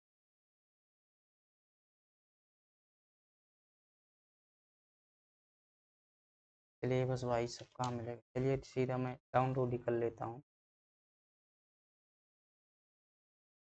ज़्यादा लंबी क्लास हो गई होगी तो ठीक है, देख लेते हैं। अगर समय होगा तो फिर क्या सिलेबस को थोड़ी सी और समझ लेते हैं। सिलेबस डिकोड करना भाई बहुत ज़रूरी है, अगर सिलेबस डिकोड करना नहीं, बहुत सारी चीज़ें। चलिए अभी अपने पास में 9 मिनट अपन चर्चा कर लेते हैं, घंटे तक की क्लास हो जाएगी। चलिए कि मैं आपको घुमाता हूँ कहाँ पर, ये सेव कर दिया। अपन जो है ब्राउजर में चलता हुआ, चलो टैक्स इधर देख, इधर जो है अपन कहाँ चलते हैं, अपनी क्लास हो चुकी है भाई, जिसको करना आगे बढ़ मध्य प्रदेश सर्विस। ये हमारी क्या आ गई, एमपीपीएससी आ गई। इसमें जाते हैं हम कहाँ पर, एग्जामिनेशन में जाते हैं और देखते हैं सिलेबस एंड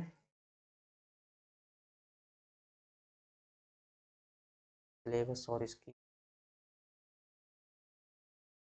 इसका सिलेबस चाहिए हमें, असिस्टेंट प्रोफेसर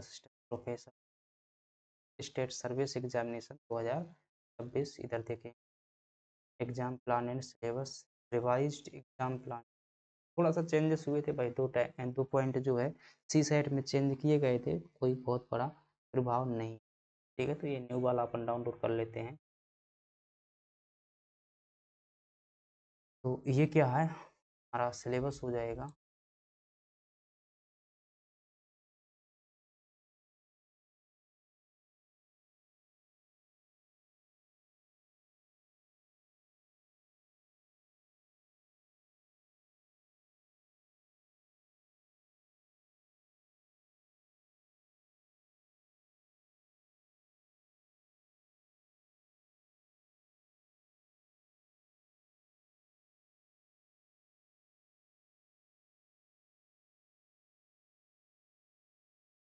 तो इधर चलिए देख लेते हैं, उसको पता नहीं बड़ा हो जाएगा।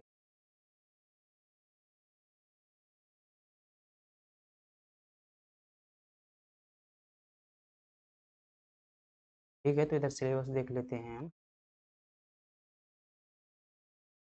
इकोनॉमी ऑफ इंडिया एंड मध्य, क्या है भाई, प्रीलिम्स का है, प्रिलिमिनरी सिलेबस मेंस में। ये तीसरा प्रश्न पत्र, और तीसरे प्रश्न पत्र में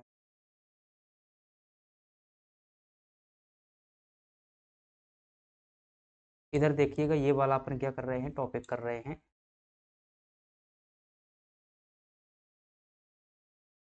ठीक है।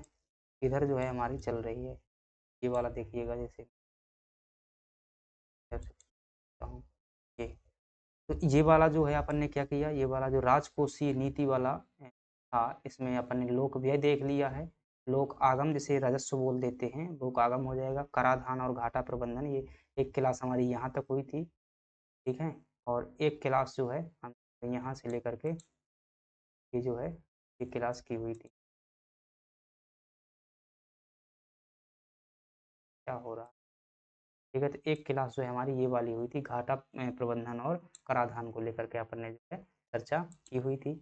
अब जो हमारी क्लास होगी मौद्रिक नीति होगी, क्या करेंगे, मौद्रिक नीति जो है एक क्लास में कर लेंगे। भारत में वित्तीय समावेशन ये दोनों करना हो तो दोनों भी क्या कर सकते हैं, अपन दोनों जो क्या कर लेंगे, बहुत बड़ा भाई टॉपिक नहीं होगा ये जो है, ठीक है, एक क्लास में ही निपटा देंगे।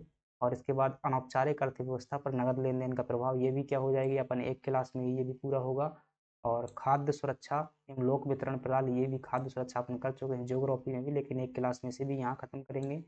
और गरीबी बेरोजगारी और क्षेत्रीय संतुलन, ठीक है, तो गरीबी बेरोजगारी और क्षेत्रीय संतुलन, तो इधर जो क्या कर सकते हैं, दो क्लासें कर सकते हैं, एक ही क्लास में भी देख इसे भी देख लेंगे, क्योंकि इतना समय भी तो नहीं है कि भाई ज़्यादा चर्चा कर सकें। अब कोई कहे कि भाई एक एक टॉपिक पर जो है 15-15 दिन, मतलब एक एक यूनिट पर चर्चा कीजिएगा, तो कितनी कुल 35 यूनिट हैं। अगर आप क्या करते हैं, देखिएगा थोड़ा सा चीज़ें समझिएगा, कि अगर आप जैसे एक टॉपिक पर कितनी चर्चा करते हैं, अगर मतलब एक यूनिट पर आप कितनी चर्चा करते हैं, अगर 15 दिन तक जो है एक टॉपिक पर चर्चा करते हैं, ठीक है। सिस्टम खतरनाक है, किससे चल रहा है पता नहीं, मतलब ये एक्रोबैट पीडीएफ, अगर एक टॉपिक पर अपन क्या करते हैं 15 दिनों तक जो है चर्चा करते हैं, ठीक है, 15 दिनों तक चर्चा करते हैं एक यूनिट पर, तो कितनी हमारे पास में लगभग 30, तो ये हो जाएंगी भाई 30 यूनिट, 3 पेपर तक में है, 4 पेपर में 10 यूनिट हो जाएंगे, 40, 5 पेपर में हो जाएगी, यानी कि लगभग आपकी 50 यूनिट के समथिंग जो क्या है पेपर है, 50 यूनिट है टोटल जो है, ठीक है। अगर ज़्यादा चर्चा करते हैं तो 15×5 = 75, यानी कि अगर आपको जो है 50 दिनों तक चर्चा करते हैं, कितना चाहिएगा समय आपको, 15×75, 750 दिन का समय चाहिएगा, यानी कि 2 साल जो है आपको, 2 साल से भी ज़्यादा लगभग, हाँ 2 साल का समय, 2 साल से ज़्यादा का समय सिर्फ मेंस को पूरा करने के लिए चाहिए होगा। तो भाई अपन इतनी गहराई में चर्चा नहीं कर सकते हैं, वास्तविकता को क्या करिएगा, स्वीकार कीजिएगा, ठीक है। जैसे यहाँ पर थोड़ी सी अपन चर्चा कर लेते हैं, थोड़ी सी और इसे देख लेते हैं, फिर इसके बाद मैं समझाता हूँ मेंस कितनी स्पीड से पढ़ना होता है। कि भारत का विदेशी व्यापार, मूल्य संरचना और दिशा, ये भी एक क्लास में ही जाएगा। और निर्यात प्रोत्साहन, आयात प्रतिस्थापन और विदेशी पूंजी, ठीक है, निर्यात प्रोत्साहन, आयात प्रतिस्थापन और विदेशी पूंजी, ठीक है, ये भी अपन एक क्लास में ही जाएगा। और अंतर्राष्ट्रीय वित्तीय संस्थाओं की भूमिका, इसमें अंतर्राष्ट्रीय मुद्रा कोष जो है क्या कर लेंगे, एक दिन कर लेंगे, एक दिन जो है विश्व बैंक कर लेंगे, और एक दिन जो है एशियन डेवलपमेंट बैंक और डब्ल्यूटीओ का, डब्ल्यूटीओ एक दिन करना पड़ेगा अलग से, तो 4 क्लासें अपनी इसमें हो जाएंगी, क्योंकि उसकी सब्सिडी का मुद्दा बड़ा है। 2 दिन में कर लेंगे, एक दिन में अंतर्राष्ट्रीय मुद्रा कोष और विश्व बैंक, और एक दिन में जो है एशियन डेवलपमेंट बैंक और डब्ल्यूटीओ, ठीक है। या फिर बैंक बैंक पूरे एक ही क्लास में कर लेंगे, ये वाले तीनों हो जाएंगे, ये डब्ल्यूटीओ एक में हो जाएगा, 2 क्लासें जो है यहाँ पर हो जाएंगी, टोटल कितनी हो रही हैं, 2, 3, 4, 5, 6, 7, 8, 8 क्लासों में क्या है, ये अपन खत्म हो गई, 8 दिन लगेंगे। और इधर जो है अपन 2 दिन जो है खर्चा है, 10 दिन में जो है क्या कर रहे हैं अपन, एक यूनिट पूरी कर रहे हैं, तो बड़ी है भाई, समझिएगा। अब देखेंगे थोड़ा सा जो है चीज़ें, चलिए समझ लेते हैं कि रियलिटी क्या होती है। इधर देखिएगा मेंस के सिलेबस को जो थोड़ा सा हम क्या करते हैं समझाने का आपको प्रयास करता हूँ। जैसे देखिएगा टोटल हमारे पास में मेंस में जो है कितने सब्जेक्ट हैं, मेंस में आप कहेंगे टोटल के टोटल कितने हैं, 6 पेपर होने हैं, ठीक है। 6 पेपर में जो जीएस एक क्या होना है, जीएस जो है 1 होना है, एक क्या होना है, जीएस 2 होना है, एक क्या होना है, जीएस 3 होना है, ठीक है। अब जीएस 4 ये भी क्या सब बराबर के बराबर हो गए हैं 4 पेपर।